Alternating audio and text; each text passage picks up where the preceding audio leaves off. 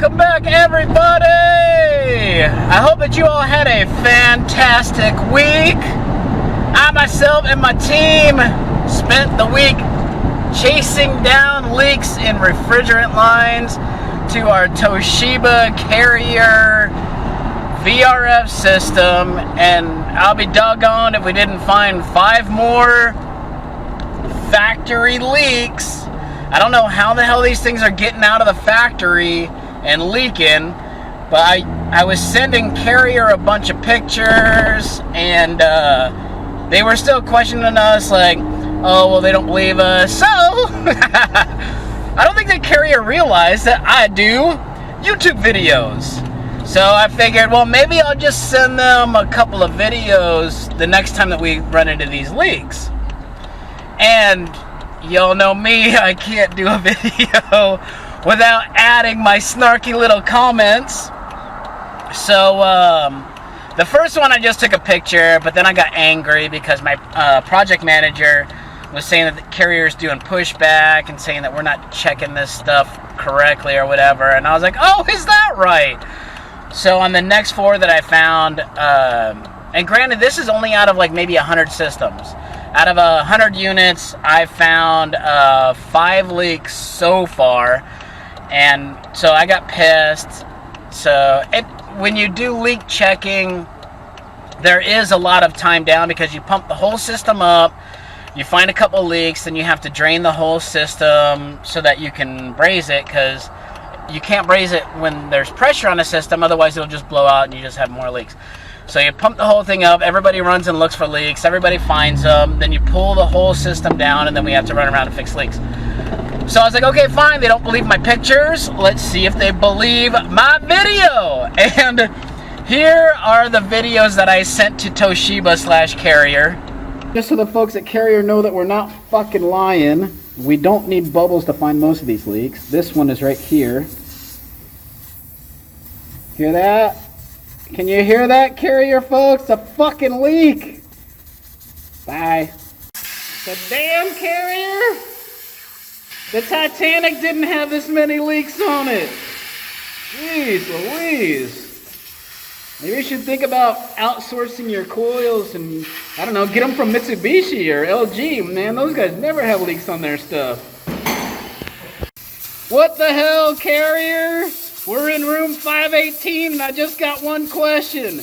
Who's brazing this shit? Carol fucking Baskin? And as we opened this up to fix the leak, we noticed, yo, missed a screw. You can see it was never put in. There's no scratching around there. Yo, quality control guys, what the fuck? Welcome back, Carrier fans. We are in room 502, and when I finally traced down this leak, I found that it's down here on the bottom and the back. And I was like, I bet you guys $10 fucking that this thing was made on March 5th, 2020. And what do you know? Holy shit, March 5th, 2020 must have been fucking bring your kids to work day.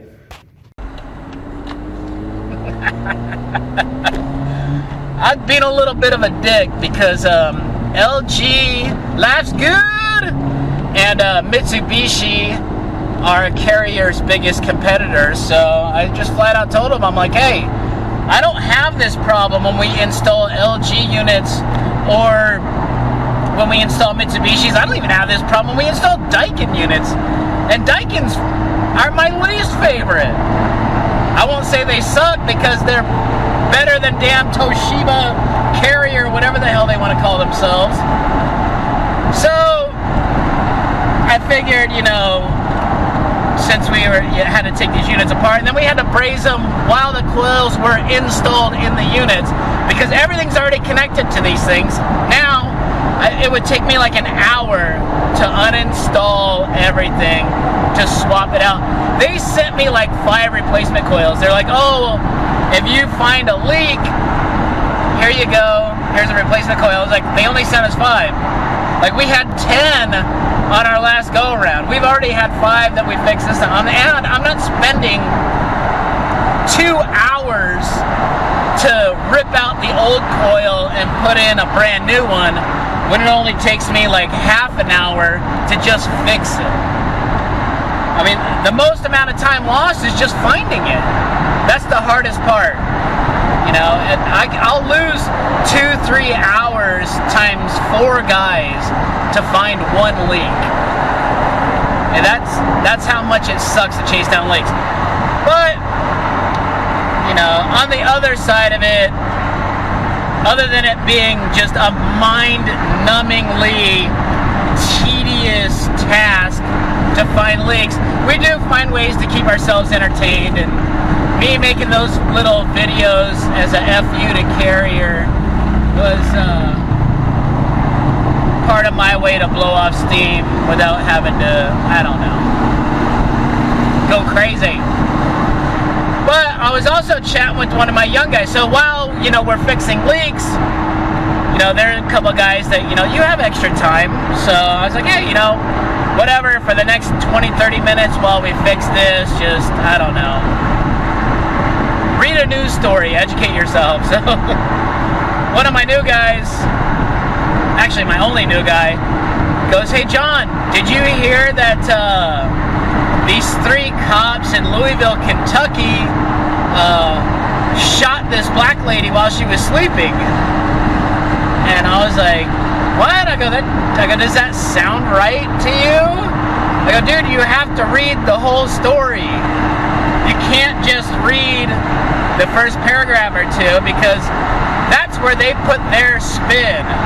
Whatever they want you to believe about the entire story is going to be in the first couple paragraphs.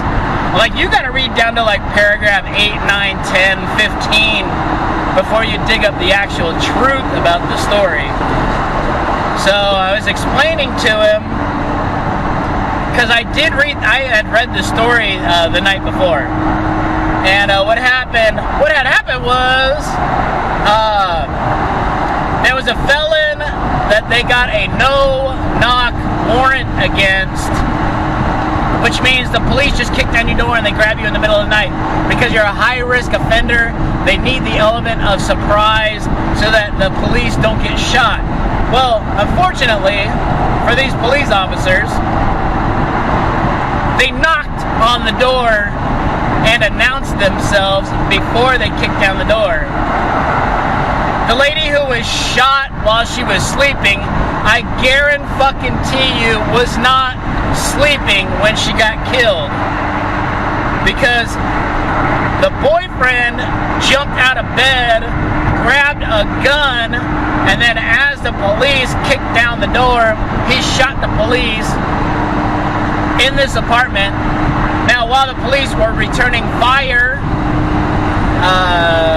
she was hit and killed while she was in her bed. In bed does not mean asleep. And the fucking media does this shit all the time. Cops murder black woman while sleeping.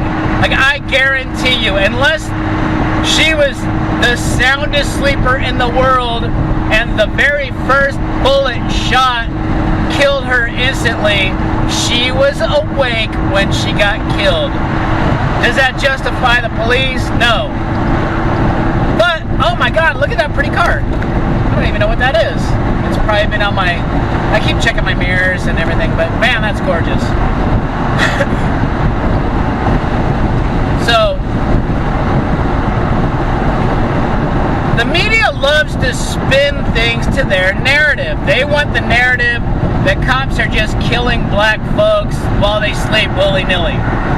The reason that they served the warrant on this girl's apartment is because the felon that they were chasing was receiving mail at that apartment. So now, if any of you have ever lived in an apartment, how do mailboxes in apartments work? They're all a bunch of little tiny individual lock boxes. In order to receive the mail, you have to go, have a key to it, you have to unlock it. So at one point in time, this felon had either lived in that apartment and kept his key to that mailbox, or he maybe was dating this girl at one point and therefore was receiving mail there. Although I was telling the guys, I was like, dude, wouldn't that be like the most fucked up thing ever if this guy was like, hey, I'm gonna get back at my ex-girlfriend for dating this new dude. I know I have an arrest warrant for me. I'm gonna start forwarding all of my mail to her house, and then when the cops break in and kill her, I won't have to kill her myself. I was like, damn, that's the most genius plot ever. And then of course my guys are like, dude, you got a weird twisted mind. I was like, I know. So any of you out there, moral of the story, if any of you out there want to get back at your ex, just commit some felonies and just start sending your mail to her house, and the Louisville, Kentucky Police Department will be there shortly to remedy your problems. So anyway, thank you all so much for watching. I hope that you have a wonderful weekend. As you can tell, I'm out going to see the horses. Got the top down, getting a suntan. I hope that you all get out. I hope that you enjoy your lives. And I will see you next time.